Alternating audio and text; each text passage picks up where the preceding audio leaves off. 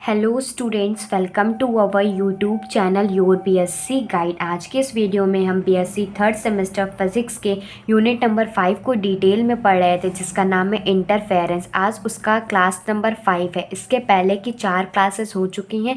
अगर आपने नहीं देखा है तो मेरे चैनल पे जाइए, प्लेलिस्ट बनी हुई है, नीचे स्क्रॉल करेंगे तो आप लोगों को बीएससी थर्ड सेमेस्टर फिज़िक्स की प्लेलिस्ट मिल जाएगी। आप वहां से जा कर के सारे यूनिट के लेक्चर्स को भी डिटेल में देख सकते हैं और इसके पहले की 4 क्लासेस को भी देख सकते हैं। नहीं तो इस वीडियो के डिस्क्रिप्शन बॉक्स में मैं आप लोगों को प्लेलिस्ट का लिंक भी प्रोवाइड कर दूंगी। आप वहां से जा कर के भी इसके पहले की 4 क्लासेस दे सकते हैं, जो कि काफ़ी ज़्यादा इम्पॉर्टेंट है। आज की क्लास और भी ज़्यादा इम्पॉर्टेंट है क्योंकि आज की वीडियो का टॉपिक है इंटरफेरेंस इन थिन फिल्म। जैसे कि हम बर्तन ले लेते हैं या बकेट ले लेते हैं, उसमें हम लोग पानी भर देते हैं, ठीक। फिर हम लोग ऑयल ले लेते हैं और इसकी एक ड्रॉप को पानी में जैसे ही गिराते हैं, क्योंकि ऑयल जो होता है पानी में बिल्कुल भी नहीं मिलता है, तो वो जो लेयर बन जाती है उसी को कहते हैं फिल्म। और वो बहुत ज़्यादा पतली लेयर होती है, इसीलिए कहते हैं थिन फिल्म, ठीक। और ये 2 तरीके से होती हैं। कुछ ऐसी फिल्म होती है जो कि रिफ्लेक्टेड हो जाती है, जैसे कि इस पर कोई भी लाइट पड़ी तो ये लाइट रेज को रिफ्लेक्ट कर देती है। और ऐसी भी फिल्म होती है कि जैसे सोर्स ऑफ लाइट पड़ी तो ये पूरी की पूरी लाइट को ट्रांसमिटेड, मतलब लाइट जो है पूरी की पूरी ट्रांसमिट कर देती है। तो आज की वीडियो में हम दोनों टॉपिक्स को कवर करने वाले हैं। इसके पूरा का पूरा इसका डेरिवेशन पूछा जाता है कि आप प्रूफ करके बताइए या डेराइव करके बताइए interference in thin film due to reflected light, जो कि इस तरीके से पूछा जाता है। और इसमें ट्रांसमिटेड लाइट का भी पूछा जाता है और कभी कभी इंटरफेरेंस इन वेज शेप्ड फिल्म में, मतलब वेज शेप मतलब कुछ ऐसे एंगल पे रखी होगी तो उस पर कैसे आता है, तो उतना तो बाद में डिस्कस करेंगे। सबसे पहले डिस्कस करते हैं interference in thin film due to reflected light. अगर आपने कॉपी पेन नहीं निकाला तो कॉपी पेन निकाल के बैठिए और वीडियो को समझते हुए चलिएगा, और फिर वीडियो को पॉज करके नोट डाउन भी कर लीजिएगा। बहुत ज़्यादा स्पीड में मत देखिएगा, नहीं तो आप लोगों को बिल्कुल भी समझ में नहीं आएगा। और अगर एक डेरिवेशन अच्छे से समझ में आ जाएगा ना, दूसरा और तीसरा डेरिवेशन भी अच्छे से समझ में आ जाएगा। ये वीडियो इम्पॉर्टेंट है, तो ज़्यादा से ज़्यादा बच्चों तक शेयर कीजिए ताकि और भी बच्चों तक पहुंच सके और वो भी अच्छे से वीडियोस लेक्चर्स को देख सके। और एग्ज़ाम में अगर ये टॉपिक आता है तो एज़ इट इज़ आप लोग एग्ज़ाम में भी लिख दीजिएगा। तो सबसे पहले हम इसका डायग्राम अब मैं आप लोगों को समझा देती हूँ, फिर इसको डेराइव करना बताऊँगी।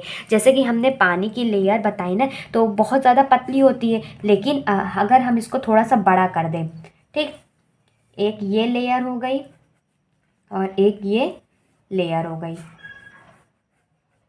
और हम मान लेते हैं इसकी जो थिकनेस है लेयर की वो टी है। बहुत ज़्यादा पतली होती है, लेकिन मैं आप लोगों को डायग्राम में पूरा समझाने के लिए थोड़ा सा मोटी लेयर बनाई हूँ जिसकी थिकनेस टी है, ठीक। और हम मान लेते हैं ये हमारा क्या है, सोर्स है, जहाँ से लाइट रेस आ रही है। तो ये हमारा सोर्स है, यहाँ से क्या करी, ये लाइट हमारी फिल्म में आई, ठीक। तो ये पॉइंट को हम मान लेते हैं, ये पॉइंट क्या है, ए पॉइंट है। फिर उसके बाद ए पॉइंट तो बन गया, तो अब इस पॉइंट पे हम एक नॉर्मल ड्रॉ कर लेते हैं। इस पॉइंट से नॉर्मल जो होता है परपेंडिकुलर होता है। अब क्या होता है कि जैसे ही ये लाइट रेस इस पे आई तो हम लोग रिफ्लेक्टेड पढ़ रहे हैं, तो ये यहाँ से क्या होगा कि ये जो लाइट रेज होगी ये पूरी की पूरी रिफ्लेक्ट हो जाएगी, ठीक। पूरा अच्छे से डायग्राम देखिएगा। और इसको कहते हैं एंगल ऑफ इंसिडेंस, और इसको क्या कहते हैं, एंगल ऑफ रिफ्लेक्शन कहते हैं, ठीक।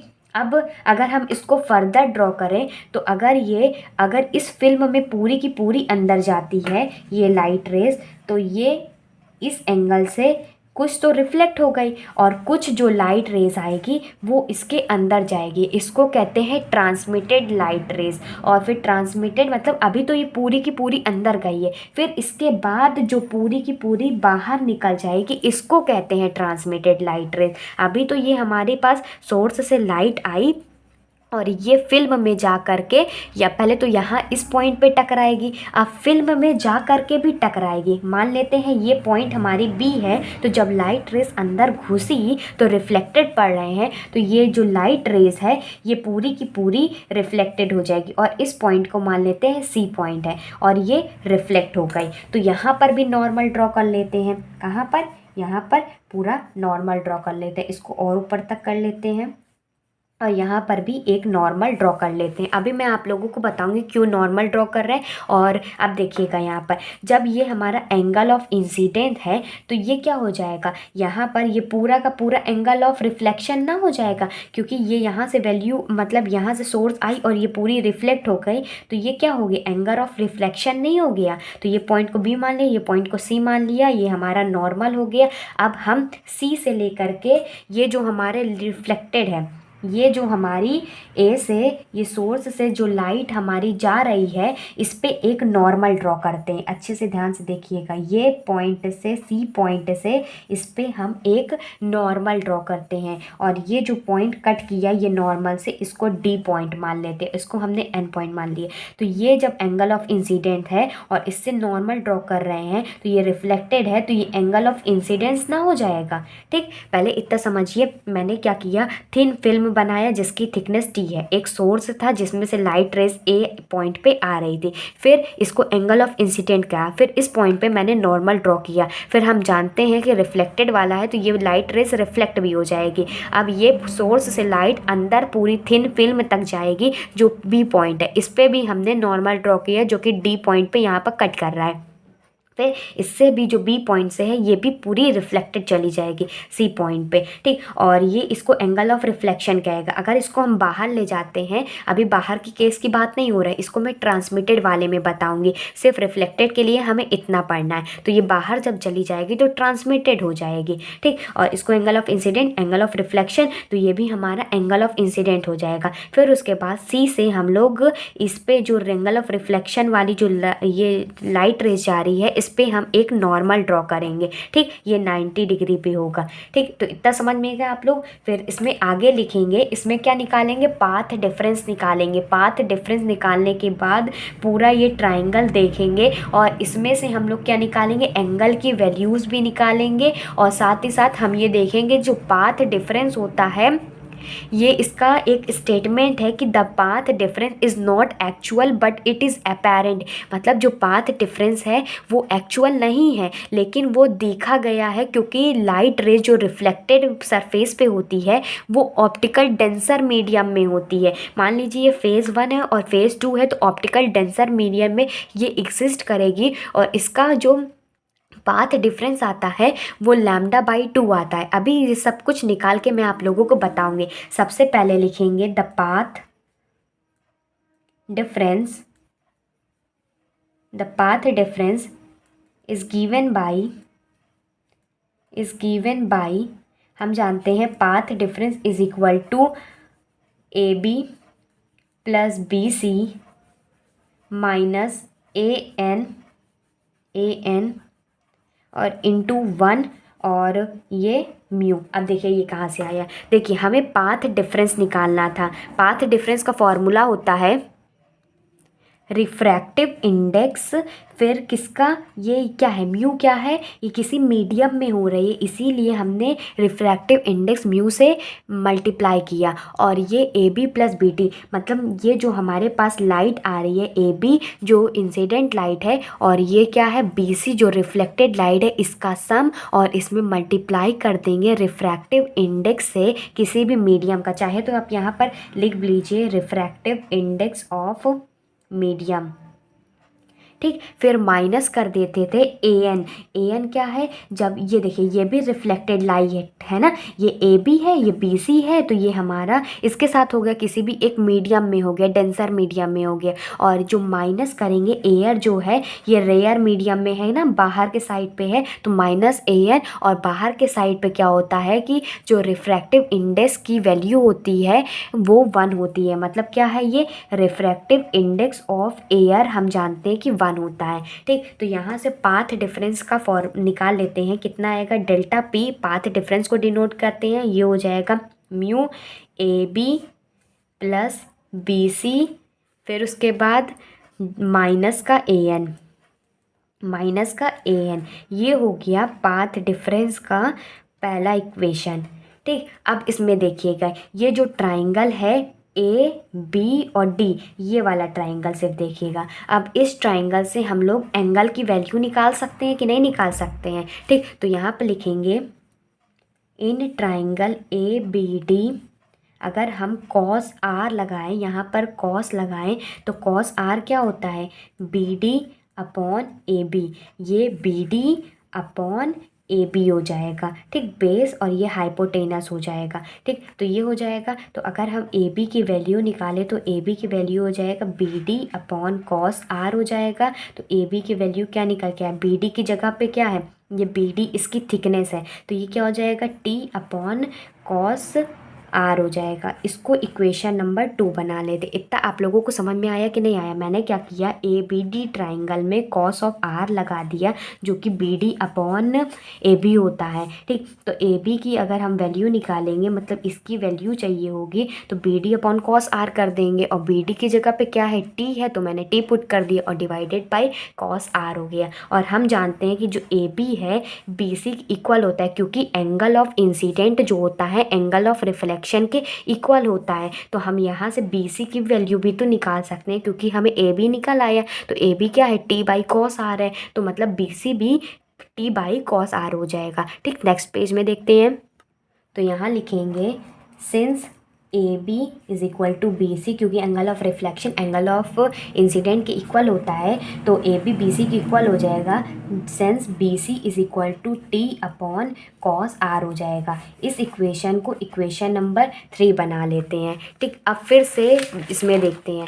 अब इस बार देखेंगे ट्राइंगल ए एन सी में, ए एन सी, ये ऊपर वाला ट्राइंगल में देखेंगे।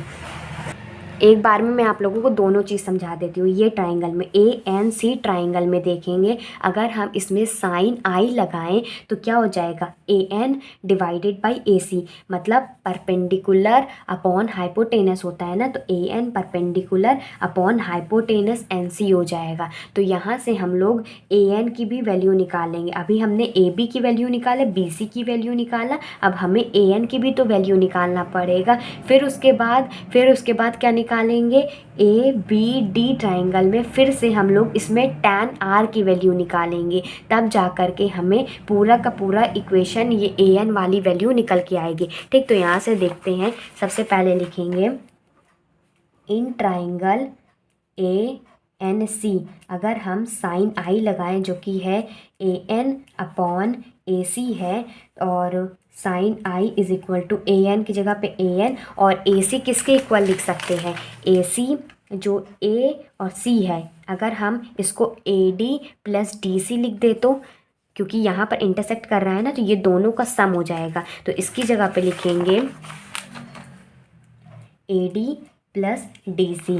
तो यहाँ से जो ए एन की वैल्यू आ जाएगी वो आ जाएगी A D plus D C sine I हो जाएगा। और हम जानते हैं जो ए डी है वो इक्वल है डी सी के। अब देखिए कैसे इक्वल हुआ ए डी डी सी के, ये है हमारा ए डी, ये है हमारा डी सी। तो ये जो जितनी भी वैल्यू यहाँ पर होगी उतनी ही वैल्यू यहाँ पर होगी, क्योंकि जो एंगल ऑफ इंसिडेंस है वो एंगल ऑफ रिफ्लेक्शन के ही तो इक्वल है। तो हम ये कह सकते हैं सिंस ए डी जो होगा हमारा डी सी के इक्वल है, तो हमारे पास ए एन की वैल्यू आ जाएगा A D plus A D और साइन आई। तो ए एन कितना हो जाएगा, 2AD साइन आई हो जाएगा। इसको इक्वेशन नंबर 4 मान लेते हैं। और जैसे कि मैंने अभी आप लोगों को बताया कि ए बी डी ट्राइंगल में tan r निकाल लेंगे, tan r निकाल लेंगे तो ये हमारा ए डी की वैल्यू भी निकल आएगी। ठीक, जब ए डी की वैल्यू निकल आएगी तो फिर उसके बाद ए डी की वैल्यू इसमें पुट कर देंगे।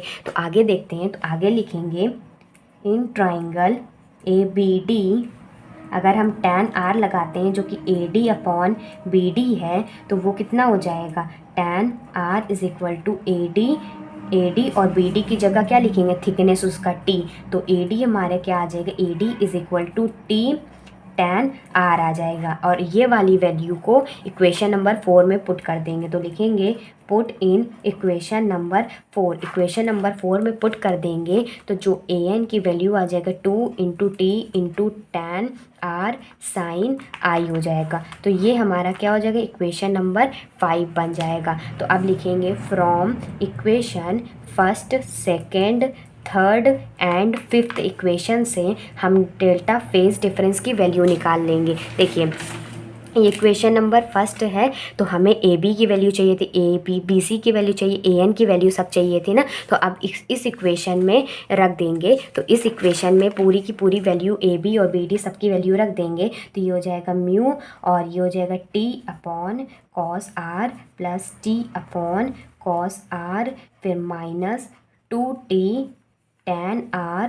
साइन आई हो जाएगा। ठीक, तो यहाँ से डेल्टा पी की वैल्यू हो जाएगा 2 mu T cos R minus 2t sine R divided by cos R sine I हो जाएगा। ठीक है, ये हमारा फेज डिफरेंस की वैल्यू निकल आया। लेकिन अभी हमें क्या निकालना है, साइन आई और साइन आर के बीच में हम जानते हैं कि जो रिफ्लेक्टिव इंडेक्स होता है, since we know that sine I upon sine R, मतलब साइन एंगल जो होता है इंसिडेंट का और एंगल ऑफ रिफ्लेक्शन जो होता है रिफ्रैक्टिव इंडेक्स के इक्वल होता है। तो अगर हम साइन आई की वैल्यू निकालें तो म्यू साइन आर हो जाएगा। ठीक, म्यू साइन आर हो जाएगा। तो अब हम इसमें ये वाले में पुट कर देते हैं। तो delta P is equal to 2 mu T upon cos R minus 2t sine R divided by cos R into mu sine R हो जाएगा। ठीक, अगर हम इसको सॉल्व करते हैं तो ये आ जाएगा 2 mu T upon cos R को कॉमन ले लेते तो अंदर 1 बचेगा और इधर क्या बचेगा, साइन स्क्वायर आर बच जाएगा। ठीक, तो अगर हम आगे इसको सॉल्व करते हैं,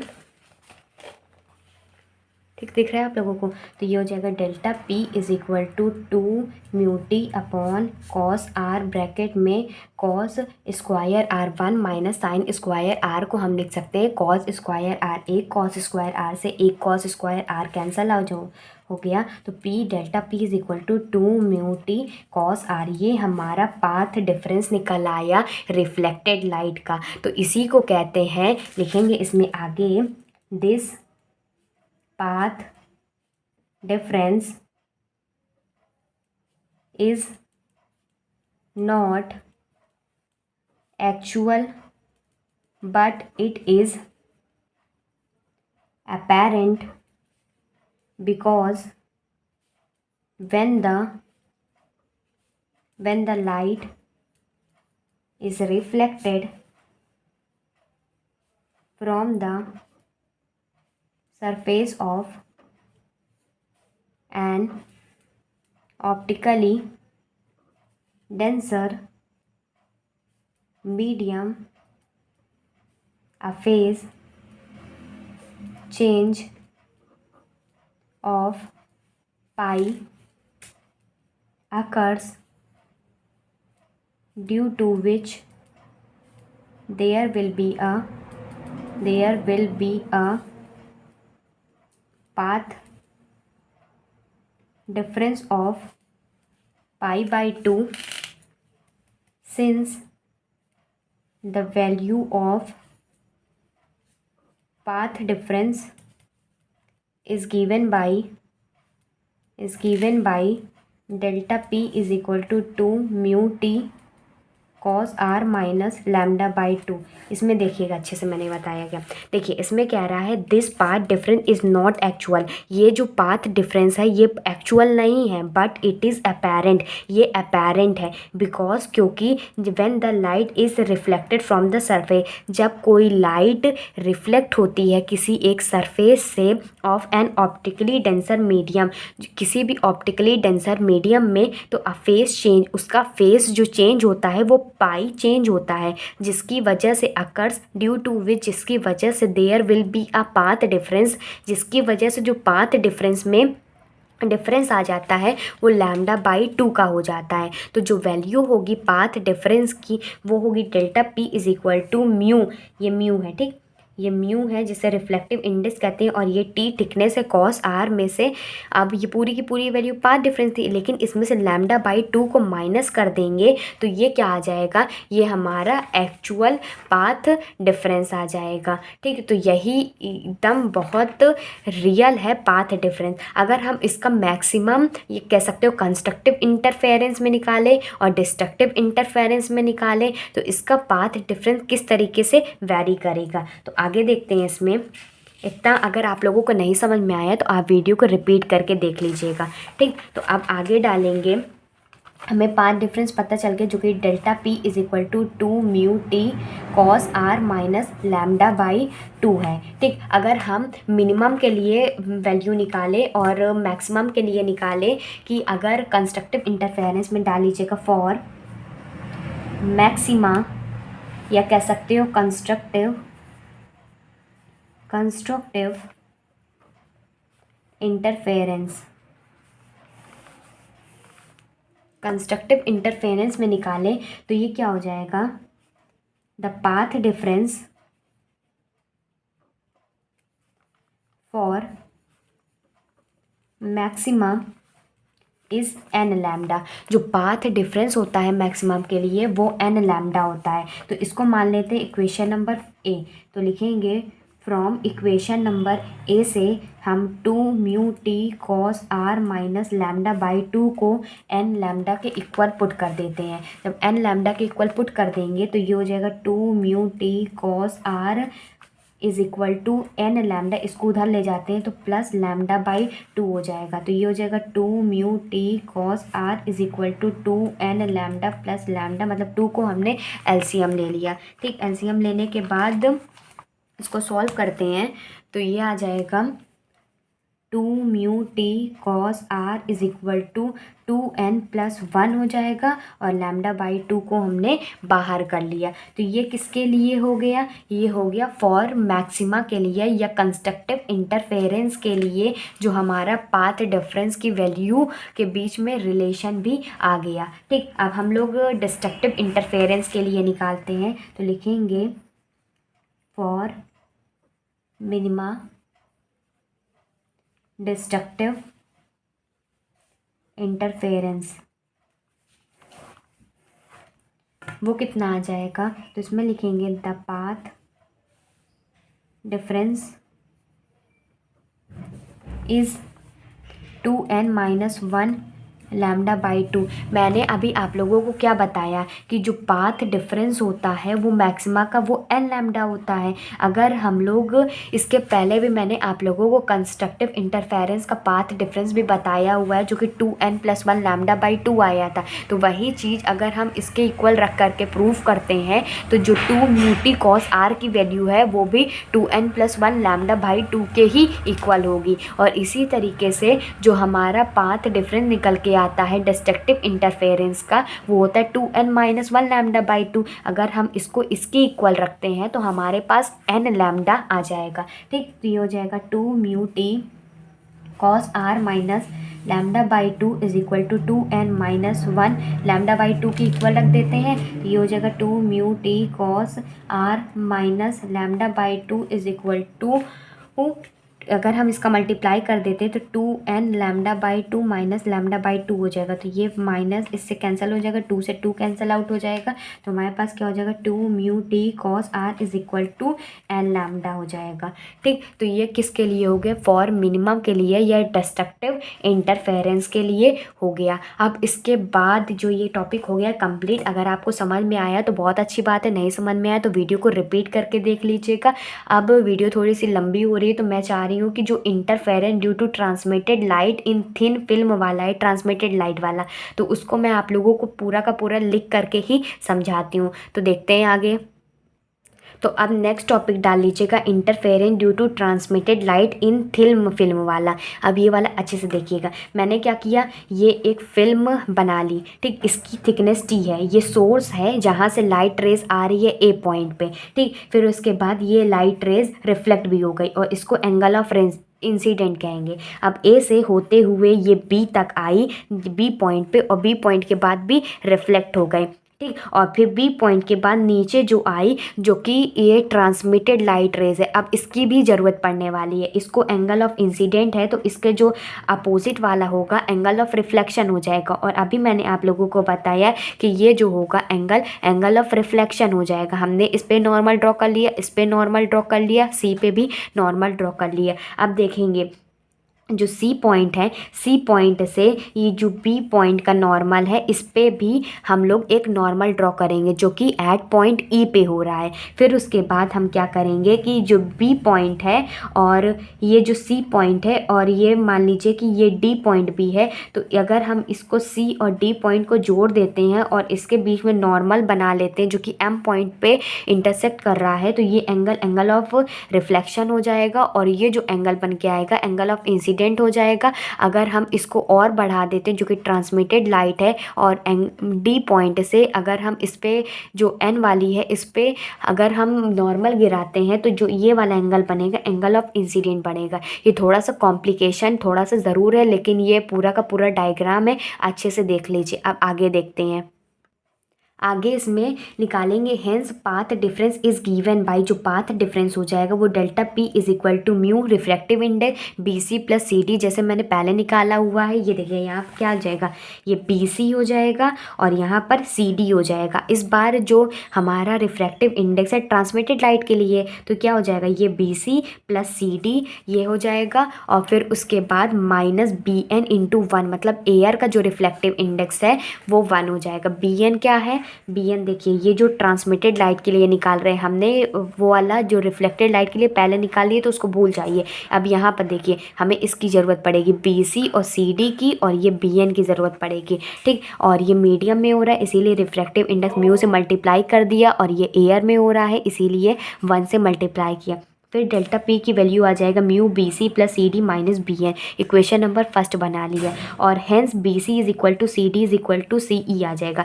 मतलब कह रहा है जो बी सी की वैल्यू है वो किसके इक्वल है, सी डी के इक्वल है। और ये पूरा का पूरा किसके इक्वल है, ये सी ई के भी इक्वल आ रहा है। मतलब angle of incident angle of reflection पूरा एंगल ऑफ रिफ्लेक्शन के इक्वल आ जाएगा। तो फ्रॉम इक्वेशन नंबर फर्स्ट से जो डेल्टा पी की वैल्यू आ जाएगा वो म्यू सी ई प्लस सी डी माइनस बी एन हो जाएगा। ठीक।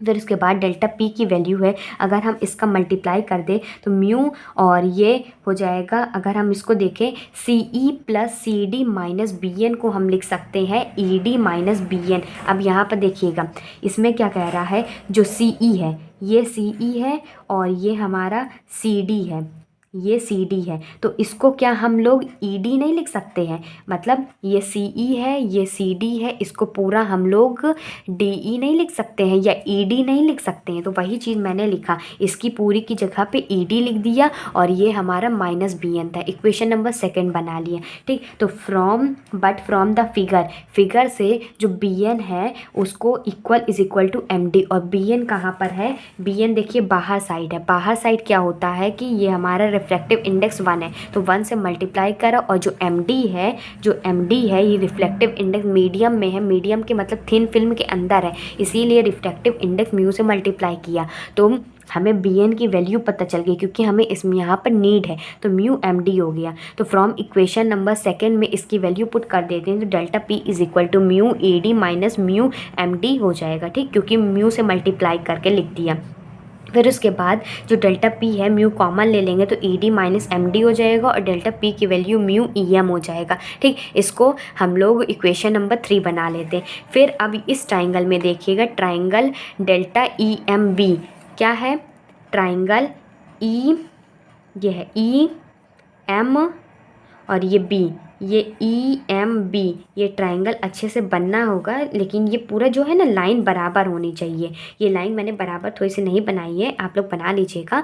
तो ये ट्राइंगल में देखिएगा ई एम बी ट्राइंगल में अगर हम कॉस आर लगाते हैं क्योंकि एंगल ऑफ रिफ्लेक्शन है तो वो हमारा E M upon E B हो जाएगा, जिसमें से अगर हम इसका मल्टीप्लाई कर देते ई एम की वैल्यू निकालते तो ई बी कॉस आर हो जाएगा। और इसको सॉल्व करेंगे तो E M is equal to E B cos R, E M is equal to जो ई बी की वैल्यू है वो 2t है। ठीक। जो ई बी की वैल्यू है ये t है और ये t है, तो क्या हो जाएगा 2t हो जाएगा। ठीक। तो ये 2t हो गया। तो इक्वेशन नंबर 3 में पुट कर देंगे तो डेल्टा p जो कि फेज डिफरेंस है म्यू 2t कॉस r हो जाएगा। तो delta p is equal to 2 mu T cos r हो जाएगा। इसी तरह कंस्ट्रक्टिव मैक्सिमा के लिए निकाल लेंगे तो जो डेल्टा p होता है फेज डिफरेंस होता है वो n लैम्डा के इक्वल पुट कर देंगे तो 2 म्यू टी कॉस r किसके इक्वल आ जाएगा, n लैम्डा के इक्वल आ जाएगा। और डिस्ट्रक्टिव और मिनिमा के लिए डेल्टा p 2n+1 π/2 के इक्वल होता है तो 2 म्यू टी कॉस r किसके इक्वल आ जाएगा, 2n+1 π/2 के इक्वल आ जाएगा। तो ये पूरा का पूरा क्या हुआ, interference due to transmitted light in thin film. अब बहुत एक इम्पॉर्टेंट टॉपिक आता है जो कि है इंटरफेरेंस इन वेज शेप फिल्म। इसको नेक्स्ट पेज में देखते हैं, समझते हैं अच्छे से। अब यहाँ से अच्छे से देखिएगा, ये क्या आ रहा है, इंटरफेरेंस इन वेज शेप्ड फिल्म। मतलब ये जो फिल्म रखी गई है ये कुछ ऐसी टेढ़ी रखी गई है, वेज शेप में रखी गई है, थोड़ी सी टेढ़ी रखी गई है। इसमें जो सोर्स आएगी, देखिए यहाँ से सोर्स आ रही है, रिफ्लेक्ट हो गई, फिर अंदर सोर्स आई, फिर रिफ्लेक्ट हो गई, फिर ये बाहर चली गई। अब जो ये रिफ्लेक्ट हुई थी फिर ये अंदर आएगी, फिर रिफ्लेक्ट हो जाएगी, ऐसे ही ये चलता चला जाएगा। कहीं पर डार्क फ्रिंजेस बनेगी, कहीं पर ब्राइट फ्रिंजेस बनेगी, कहीं पर डार्क बनेगी, कहीं पर ब्राइट बनेगी। हम थिकनेस मान लेते हैं टी है, एंगल जो है थीटा है, और एक जो रिफ्लेक्टेड लाइट की डिस्टेंस है वो एक्स है। तो अगर हम लोग इफेक्टिव पाथ डिफरेंस निकाले जो कि होगा 2 म्यू टी कॉस आर में से -λ/2 को माइनस कर देते हैं तो ये हमारा इफेक्टिव पाथ डिफरेंस होता है, जो कि मैंने आप लोगों को अभी रिफ्लेक्टेड वाले में समझा दिया था। अगर हम ब्राइट फ्रिंजेस के लिए निकालें तो 2 म्यू टी कॉस आर में λ-2 जो कि हमारा पाथ डिफरेंस है उसको n लैम्डा के इक्वल रख देंगे। जो n होगा वो 0 से लेकर के इन्फिनिटी तक जा सकता है। ठीक। तो अगर हम इसको सॉल्व करते हैं 2 म्यू टी कॉस आर को -λ/2 को इधर ले गए तो क्या हो जाएगा, 2 mu T cos R is equal to 2n+1 λ/2 हो जाएगा। अगर हम डार्क फ्रिंजेस के लिए निकालें तो 2 म्यू टी कॉस आर -λ/2 था, उसको हम 2n+1 λ/2 के इक्वल रख देंगे। सॉल्व करेंगे 2 म्यू टी कॉस आर, इसका मल्टीप्लाई करेंगे 2n λ/2 प्लस λ/2 को इधर ले आया, 2n ये इसका मल्टीप्लाई करते हैं तो 2n फिर λ/2 से मल्टीप्लाई हो गया, फिर इधर वाला था λ/2 इधर ले आया एज इट इज, एक बार ज़्यादा हो गया। ठीक। तो फिर क्या हो जाएगा, 2 म्यू टी कॉस आर हो जाएगा। यहाँ से क्या बचेगा, n लैम्डा प्लस लैम्डा बचेगा, ये एक्स्ट्रा हो गया। ठीक। फिर उसके बाद 2 म्यू टी कॉस आर हो जाएगा, इसमें से लैम्डा को बाहर रख लेंगे तो n+1 आ जाएगा। तो 2 म्यू टी कॉस आर जो डार्क फ्रिंजेस के लिए वो n लैम्डा है, और n की वैल्यू जो है 0 से लेकर के इन्फिनिटी तक जा रही है। अगर हम n+1 is equal to n भी रखते हैं तो यहाँ पर क्या करेंगे, n की जगह n+1 फ्रिंजेस के लिए भी निकाल सकते हैं। ठीक। तो इसमें आगे है कि अगर हम लोग n+1 फ्रिंजेस के लिए ब्राइट फ्रिंज की वैल्यू निकाले, जो थिकनेस आएगी 2n+1 λ/4 म्यू कॉस आर हो जाएगा। अगर हम n की वैल्यू 0 रखते हैं तो जो t 0 आएगा, थिकनेस 0 पे, तो λ/4 म्यू कॉस आर हो जाएगा। जब n की वैल्यू 1 हो जाएगी तो थिकनेस 3 λ/4 न्यू कॉस आर आ जाएगा। बस n की जगह पे वैल्यू रखना है। जब n की वैल्यू 2 होगी तो 5 λ/4 यू कॉस आर। इस पे हम लोग अलग अलग n की वैल्यू पे हम अलग अलग थिकनेस निकाल सकते हैं कि कितनी दूरी पे ब्राइट फ्रिंजेस बनेगी। इसी तरीके से हम n की वैल्यू पे डिपेंड करता है कि हम कितनी दूरी पे लाइट या डार्क फ्रिंजेस बनेगी। अगर हम डार्क फ्रिंजेस की बात करें, जो कि अगर हम t की वैल्यू कितनी दूरी पे बनेगी वो हो जाएगा n λ/2 म्यू कॉस आर। जब n की वैल्यू 0 होगी तो थिकनेस मतलब पहली जो दूरी होगी वो होगी λ/2 म्यू कॉस आर की होगी। ठीक। अगर हम इसमें tan थीटा भी लगाते, इसमें मतलब एंगल निकालेंगे तो परपेंडिकुलर अपॉन बेस होता है। तो परपेंडिकुलर क्या है, थिकनेस, और बेस क्या है, एक्स है, और थीटा बहुत ही ज़्यादा छोटा है तो टैन थीटा को थीटा से रिप्लेस कर देंगे तो जो एंगल निकल के आएगा वो t/x निकाल के आएगा। मतलब अगर एंगल के टर्म में निकाले जाए थिकनेस, जो कि हो गया x × थीटा। तो ये पूरा का पूरा हो गया है complete interference in thin wedge shaped film. अगर आप लोगों को कोई भी डाउट होता है तो आप कमेंट करके पूछ लीजिएगा, मैं आप लोगों के सारे कमेंट्स का रिप्लाई कर दूँगी। और ये वाला अगर आप लोगों को नहीं समझ में आया तो वीडियो को रिपीट करके देखिएगा। तीनों टॉपिक मैंने आप लोगों को एक ही वीडियो में पढ़ा दिया है, जो कि 3 अलग अलग वीडियोस बन सकती थी, लेकिन आप लोगों का एग्ज़ाम क्लोज है तो मैंने सोचा कि तीनों आप लोगों को सम अप करके बता देती हूँ, ताकि तीनों में से कोई एक आप लोगों के एग्ज़ाम में ज़रूर पूछ लेगा। ठीक है। नए हैं तो चैनल को सब्सक्राइब कर लीजिएगा, नोटिफिकेशन बेल को ऑल पे सेलेक्ट कर लीजिएगा ताकि मेरी हर वीडियो की नोटिफिकेशन मिलती रहे, और ज़्यादा से ज़्यादा बच्चों तक शेयर कीजिएगा ताकि और भी बच्चों को हेल्प मिल सके। अगली वीडियो में हम लोग न्यूटन रिंग्स के बारे में बात करेंगे, जिसका thickness, diameter, wavelength, refractive index भी निकालेंगे। और फिर उसके बाद एक लास्ट वीडियो बनेगी जिसमें इंटरफेरोमीटर मैं आप लोगों को पढ़ा दूंगी, जिसमें माइकलसन इंटरफेरोमीटर है, फैब्री पिरियड इंटरफेरोमीटर है, तो वो भी काफ़ी ज़्यादा इंपॉर्टेंट है। इसके बाद जो वीडियो बनने वाली है उससे लॉन्ग क्वेश्चन बहुत ही ज़्यादा बनते हैं। तो अगली वीडियो में मिलते हैं, तब तक के लिए good bye and stay safe.